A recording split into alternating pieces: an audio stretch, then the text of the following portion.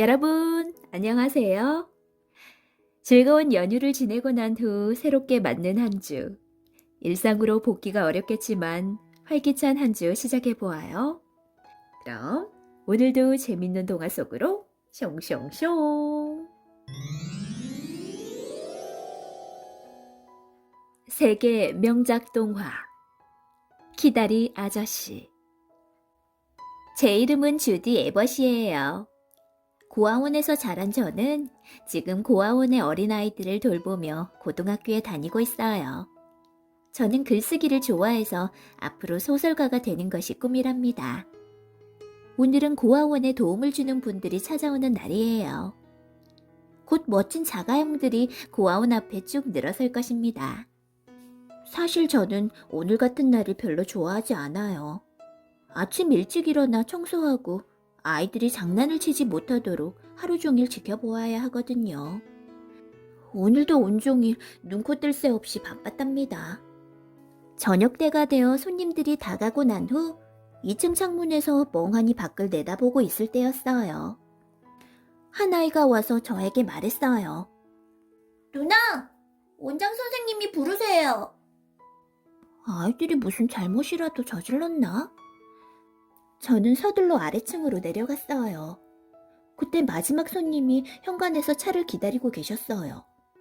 그런데 벽에 비친 그분의 그림자가 길게 늘어나 보였어요. 마치 키다리 아저씨 같네. 저는 그림자가 너무 우스워서 혼자 살며시 웃었습니다. 원장 선생님은 제게 기쁜 소식을 전해주셨어요. 지금 돌아가신 손님이 네 글을 보시더니 무척 마음에 들어 하시는구나. 그래서 네가 대학에서 공부할 수 있게 도와준다고 하셨단다. 그분에 대해서는 아무것도 가르쳐 줄 수는 없지만 그분은 너를 작가가 될 수 있도록 교육시키겠다는구나. 그 대신 한 달에 한 번은 그분에게 편지를 써야 한다. 알겠니? 저는 말할 수 없이 기쁘고 설렜어요. 아까 본 키다리 아저씨가 바로 그분이야. 키다리 아저씨께 대학에서 공부할 수 있다니 꿈만 같아요. 모두 아저씨 덕분입니다. 저는 세상에서 가장 행복한 사람이 되었어요. 9월에 오랫동안 정들었던 고아원을 떠나 대학이 있는 도시로 왔어요. 대학의 넓은 캠퍼스는 온통 초록빛에 둘러싸여 있습니다. 저는 대학 안에 있는 기숙사에서 친구들과 함께 지내게 되었어요. 저와 같은 방에서 함께 생활할 친구들을 소개할게요. 안경을 낀 4학년 언니와 저와 같은 1학년생인 빨간머리 셀리, 그리고 부잣집 딸인 줄리아. 이렇게 세 사람과 함께 지내게 되었어요. 셀리는 명랑하고 재미있기 때문에 저와 좋은 친구가 될 수 있을 것 같습니다. 그런데 줄리아는 콧대가 높아서 친해지기 어려울 것 같아요. 대학생이 된 주디로부터 키다리 아저씨께 대학에서 생활한 지도 벌써 한 달이 지났어요. 저는 이곳에서 소중한 경험들을 하고 있습니다. 그리고 무엇보다 아주 많이 즐거워요. 수업도 받고 친구들도 많이 생겼는데 그 중에서 셀리와 가장 친하답니다. 줄리아는 여전히 콧대가 하늘을 찌를 듯 높아요. 아저씨 덕분에 더할 나위 없이 행복한 나날을 보내고 있습니다. 주디로부터 키다리 아저씨께 저는 농구팀에 들어가기 위해 시험을 쳤어요. 아저씨, 기뻐해주세요. 선수로 뽑혔거든요. 하지만 매일 고된 연습을 하기 때문에 손과 발이 온통 멍투성이랍니다. 그래도 농구를 하고 나면 기분이 아주 좋아져요. 아저씨, 좀 못된 생각이지만 화내지 말고 들어주세요. 줄리아도 농구팀에 들어오려고 했지만 시험에 떨어지고 말았어요. 만세!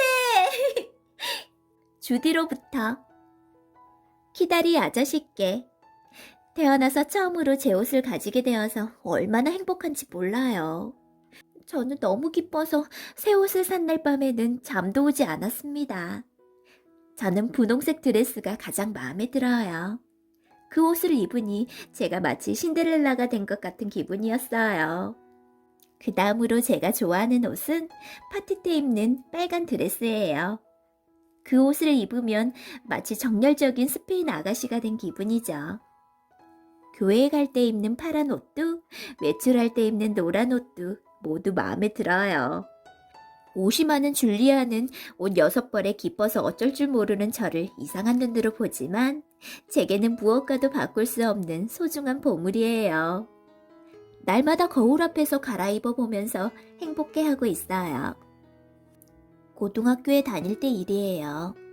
그때 저는 남의 옷을 입고 있었는데 저희 반에 옷의 원래 주인이 있었어요. 옷 주인은 제 옷을 손가락질하며 낄낄거리고 웃었답니다. 이제는 그런 비참한 일을 당하지 않아도 돼요. 모든 것이 다 아저씨 덕분이에요. 그런데 아저씨는 왜 이름이나 나이를 가르쳐 주시지 않아요? 아저씨는 연세가 많으신가요? 백발이신가요? 아니면 혹시 머리가 벗겨지셨나요? 답장을 기다리겠습니다. 아저씨에 대해 알고 싶은 주디로부터. 기다리 아저씨께. 어느덧 12월이 되었지만 아저씨의 답장은 끝내 오지 않는군요. 할 수 없이 상상의 나래를 펼쳐 아저씨의 그림을 그려보았어요. 긴 팔과 긴 다리, 얼굴은 잘 몰라서 그리지 못했어요. 주디로부터. 키다리 아저씨께. 오늘 저는 책 때문에 몹시 창피한 일을 당했어요. 고아원에 있을 때에는 책이 많지 않았고 또 일이 바빠서 책을 읽을 틈도 없었어요. 그래서 친구들이 마테르 링크에 대해서 말하는데 저는 누군지 잘 몰라서 엉뚱한 말을 하고 말았어요. 그 사람 1학년생이야? 그러자 모두들 저를 이상한 눈으로 쳐다보더니 웃음을 터뜨렸어요. 저는 마테르 링크가 파랑새라는 동화를 쓴 유명한 작가라는 것을 몰랐어요. 파랑새가 유명한 동화라는 것을 알게 된 저는 부끄러워서 쥐구멍이라도 있으면 숨고 싶은 심정이었습니다. 그래서 이번 달부터는 아무리 공부할 것이 많아도 책을 먼저 읽기로 했어요. 지금까지 그림 동화, 안데르센 동화를 읽었고 지금은 이상한 나라 앨리스를 읽고 있습니다. 독서가인 주디로부터. 기다리 아저씨께. 5월이 되어 학교 캠퍼스가 얼마나 아름다운지 몰라요. 제가 잘 안내해 드릴 테니 학교에 꼭 한번 놀러 오세요. 이렇게 말씀드려도 아저씨는 분명 오시지 않을 거예요. 그 대신 오늘은 멋진 남자분께 학교를 안내해 드렸어요. 그분은 줄리아의 삼촌이신 저비스 펜들턴 씨입니다. 키가 크고 다리가 긴 것은 아저씨와 같지만 젊고 잘생긴 분이에요. 키다리 아저씨도 옛날에는 저비스 씨처럼 젊고 멋있으셨죠? 저비스 씨는 줄리아를 찾아오셨는데 줄리아가 수업 때문에 나올 수가 없어서 제가 대신 안내해드린 겁니다. 다른 때는 밉살스런 줄리아도 오늘만은 예뻐 보이니 참 이상한 일이죠? 학교를 두루 안내해드리고 나서 저비스 씨와 저는 아이스크림과 케이크를 먹으면서 즐거운 대화를 나누었어요. 주디로부터. 기다리 아저씨께. 대학에 와서 처음 맞는 여름방학이에요. 저는 아저씨가 힘을 써주셔서 로길로 농장에 와 있어요. 농장에 계신 분들도 모두 제게 무척 친절하게 대해주세요. 저는 이곳이 정말 마음에 들어요. 여기 있으면 훌륭한 소설을 쓸 수 있을 것 같습니다. 노길로 농장에서 주디로부터. 키다리 아저씨께. 오늘 저는 다락방에서 아주 오래된 책을 한 권 발견했어요. 놀랍게도 책 뒤에 어린아이 글씨로 저비스 펜들턴이라고 쓰여 있어요. 전에 말씀드렸던 줄리아의 삼촌 말이에요. 놀라서 농장 아저씨에게 물어보니 농장은 전에 저비스 씨의 것이었다고 가르쳐 주셨어요. 농장 아저씨는 지금도 그분을 저비스 도련님이라고 부른답니다. 주디로부터. 키다리 아저씨께. 어느덧 9월이 되어 저도 2학년이 되었어요. 저는 새로운 마음으로 열심히 공부하면서 틈틈이 농구 연습도 하고 있어요. 이번에는 우리 팀이 우승을 거두었습니다. 언젠가는 소설가 주디로 우승을 거두고 싶어요. 스포츠 소녀인 주디로부터 키다리 아저씨께 또 여름이 되었습니다. 올해도 키다리 아저씨 덕분에 로길로 농장에 와 있어요. 오늘은 기쁜 일이 두 가지 있었어요. 하나는 저비수 씨가 농장으로 저를 찾아오신 거예요.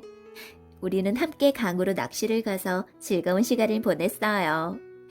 너무나 행복해서 꿈이 아닌가 생각했을 정도예요. 저비수 씨가 집으로 돌아가신 뒤 울적해 있는 저에게 두 번째 기쁜 소식이 날아왔어요. 저의 소설이 책이 되어 나온다는 것이었어요.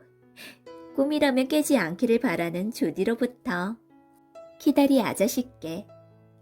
저는 그동안 썼던 여러 편의 소설을 출판사에 보냈습니다. 그리고 졸업식도 무사히 치렀어요. 이제 즐거웠던 대학 생활도 끝이로군요. 졸업식에는 아저씨가 보내주신 장미꽃을 들고 혼자 쓸쓸히 참석하였습니다. 그리고 지금은 소설을 쓰려고 농장에 와 있어요. 왜 그런지 저비수 씨와의 일이 머리에서 떠나지 않습니다. 주디로부터 키다리 아저씨로부터 저를 만나겠다는 편지를 받고 저는 꿈을 꾸고 있는 것이 아닌가 하고 생각했어요. 아침 일찍 일어나 뉴욕으로 가는 기차를 탔습니다.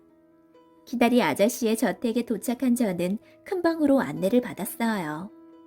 설레는 가슴을 안고 방에 들어가니 키다리 아저씨가 의자에 앉아 계셨습니다. 그러나 돌아앉아 있었기 때문에 얼굴은 보이지 않았어요.